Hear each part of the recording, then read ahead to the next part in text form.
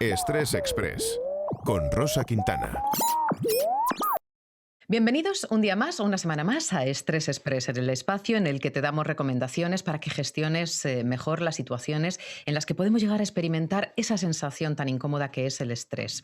Es el último espacio que dedicamos a esto porque ya llevamos unas cuantas semanas realizándolo y creemos que ya hemos cubierto todos los frentes que podrían estar abiertos, a excepción del resto de consultas que nos habéis ido haciendo llegar. Hemos ido respondiendo algunas en los espacios que hemos hecho antes y nos quedan unas cuantas y hoy las vamos a aglutinar y vamos a dar respuesta a las mismas con la doctora Marta Campo, jefa del Servicio de Psicología del Hospital Sanitas La Zarzuela. Doctora, muy buenas tardes.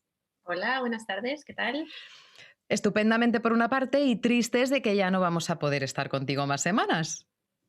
Yo también os voy a echar de menos. Bueno, en cualquier caso, ahí tendremos guardaditos todos los espacios que hemos hecho, los espectadores podrán acudir a ellos siempre que lo necesiten y pienso que la labor que hemos realizado gracias a ti, Marta, es muy buena. Y vamos a cerrar el ciclo, vamos a ponerle la guinda al pastel, haciendo unas recomendaciones cortas, concretas, específicas para gestionar el estrés que podemos llegar a experimentar cuando suceden determinadas cosas que son las que nos han ido llegando de parte de los espectadores.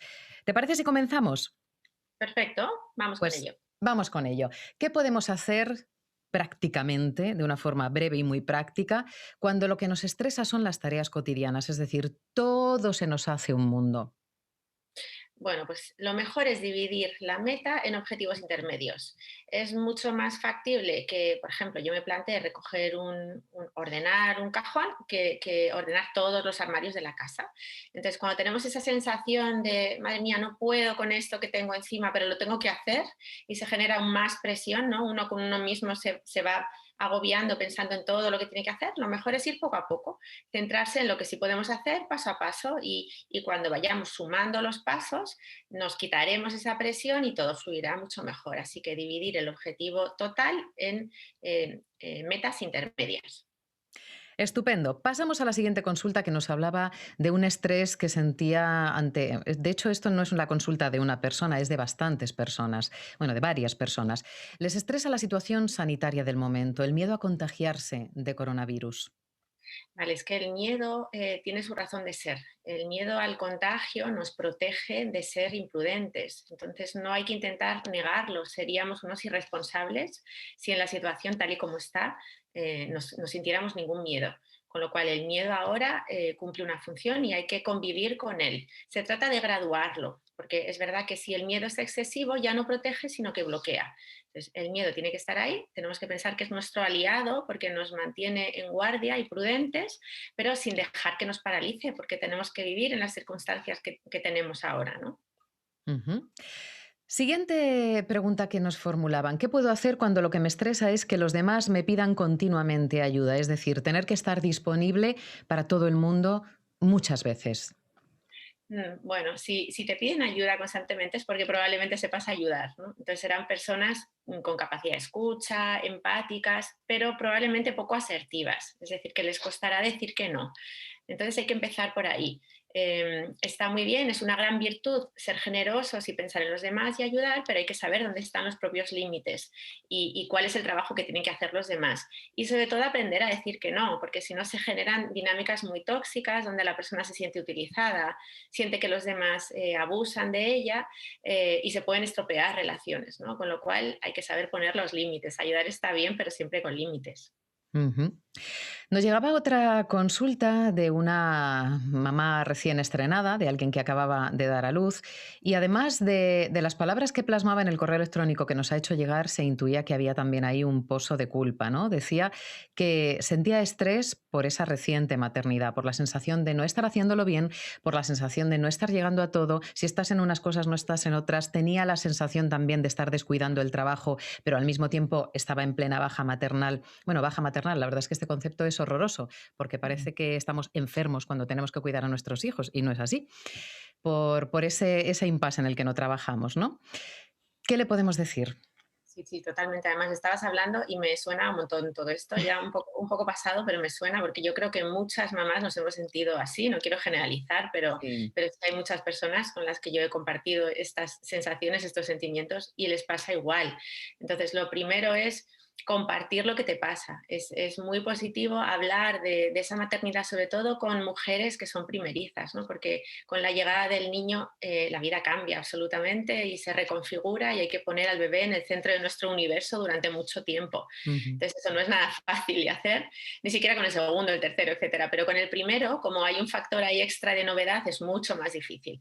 Entonces, lo mejor es compartir estos pensamientos negativos y de culpa porque son muy generalizados. A casi todas las mamás les pasa. Entonces, cuando se habla con otra persona, ya nos damos cuenta de que, bueno, a lo mejor no es algo nuestro, no es que nosotros estemos haciendo algo mal necesariamente, sino que es algo que tiene que ver con la maternidad, ¿no? Que es casi inherente y que hay que desafiar, ¿no?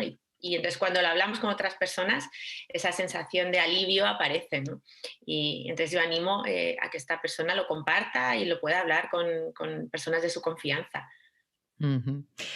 Siguiente consulta que nos hacen es la de una persona que decía que sentía, yo no sé si esto es estrés exactamente, pero como la consulta está y te tenemos a golpe de cámara, te la preguntamos, te la formulamos. Decía que se sentía muy mal por la pérdida de un ser querido, que no remontaba la situación de ese vacío inmenso que ha quedado tras la pérdida. No sé si es estrés exactamente o si se trata de otra emoción o de otra situación. Sí, yo creo que casi será más tristeza, ¿no? Una tristeza que quizás es muy profunda, es muy fuerte, que le paraliza, a lo mejor le impide llevar una vida más o menos normal. Claro, es que cuando muere una persona querida se genera un vacío muy grande y hay que seguir adelante tratando de compensar ese vacío poco a poco. Entonces, la tristeza normalmente llega, claro, cuando perdemos a un ser querido, pero no dura siempre. Entonces, si esta persona pudiera tener un poquito de perspectiva y pensar que dentro de un tiempo no va a estar así, que aunque ahora esté quizás en pleno duelo, cuando pase el tiempo, no sé, meses, quizás años, se recuperará y no va a estar tan triste, porque la mayoría de veces sí que somos capaces de superar estas pérdidas, ¿no? Hay muy poquita gente que se queda ahí atascada, ¿no? Y si fuera el caso, pues habría que buscar ayuda. Pero la mayoría pasamos por diferentes fases cuando se produce el duelo y se acaba asumiendo, entre comillas, ¿no? Esa pérdida y podemos seguir adelante mucho mejor sin esa tristeza, ¿no? Entonces ahora pues, quizás le toca aceptarla, aceptar, asumir eso con naturalidad y entender que va a pasar, seguramente pasará. Ujú. La siguiente consulta nos la formulaba una persona que por el asunto del correo electrónico habíamos pensado que sería mucho más joven. Esto es un prejuicio, evidentemente. Decía que le estresaban los exámenes. Y una vez que estábamos leyendo el correo electrónico al completo, lo que veíamos era, no nos decía la edad, pero es una persona ya madura que estaba preparándose unas oposiciones. Y además, por lo que nos contaba, su futuro dependía mucho, mucho del resultado del examen de esas oposiciones. Y dice que se sentía muy, muy estresado y al mismo tiempo como bloqueado a la hora de pensar en la fecha del examen porque sentía que no iba a ser capaz de hacerlo.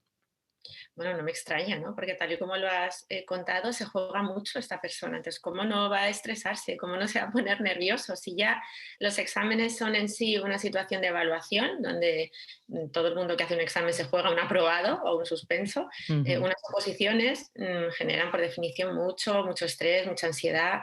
Entonces, hay técnicas de relajación, de respiración previas al momento para que ese nivel de activación baje y la persona se pueda enfrentar y pueda demostrar lo preparada que esté, ¿no?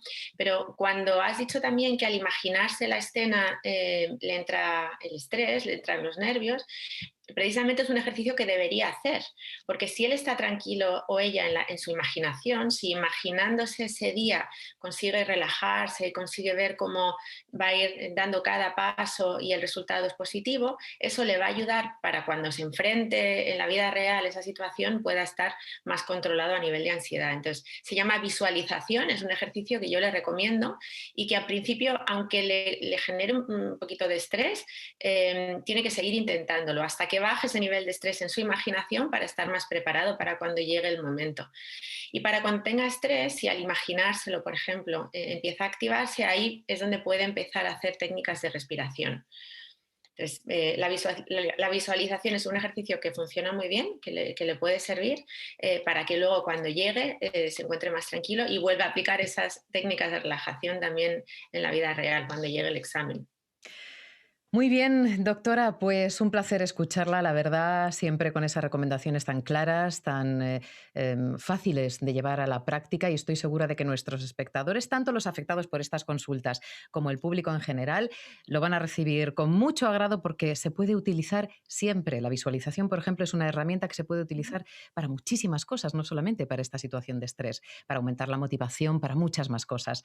Marta Campo, un placer haberte tenido en nuestro programa. Ya sabes que tienes a Hub de Salud a tu entera disposición y, por supuesto, gracias a la labor realizada por el Hospital Sanitas La Zarzuela con su departamento de comunicación al frente de las negociaciones entre vosotros y nosotros. Muchísimas gracias, Marta. Muchas gracias a vosotros, ha sido un placer, estoy encantada, de verdad. Hasta muy pronto. Hasta muy pronto. Adiós. Y vosotros, pues ya sabéis, si tenéis cualquier consulta, podéis tener los canales de comunicación abiertos para lo que necesitéis en cualquier momento, aunque el espacio de estrés se haya terminado. Estoy segura de que la doctora Campo no tendrá problema en, si le lanzamos alguna cuestión puntual de vez en cuando, responderla para vosotros.